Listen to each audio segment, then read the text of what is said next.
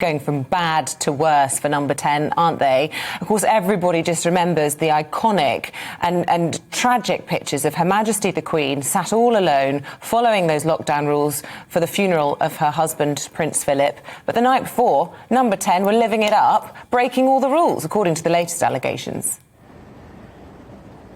That's right. I'm standing here in what seems to be the most party-friendly street in the country, really. It's quite extraordinary, the number of parties that we've heard about now emanating from the building behind me. Of course, this was April 2021, these latest two allegations in The Telegraph, when the country was under stage 2 of lifting of those lockdown restrictions, almost a year on from that initial allegation of those drinks in the garden.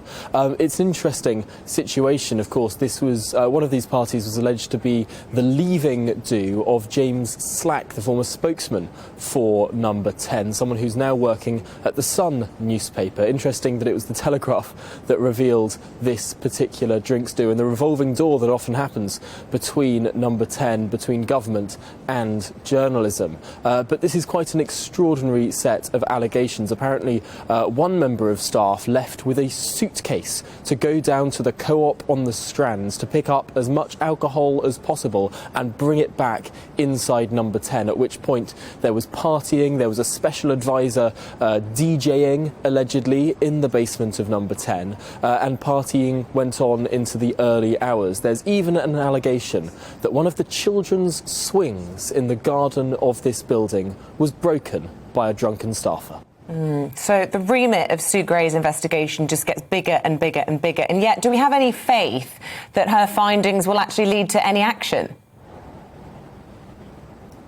Well, I think one of the most significant points about Sue Gray's report, which we were expecting will be released early next week, although with more allegations piling up, that may well be delayed. What the Conservatives are certainly hoping about this extensive, no-holds-barred report is that it will be a bit of a bloodletting, that it will flush out all of these allegations, all of these alleged parties. And the idea, I suppose, is that then there's no more drip, drip, drip of these stories thereafter, because what we've seen is that as soon as the news agenda moves on, even just a little bit, yet another party story comes out. Yesterday we heard some really quite shocking allegations about Chinese spying within Parliament, getting close to the heart of government, and just as people were starting to talk about that, bam, another party story. Of course, these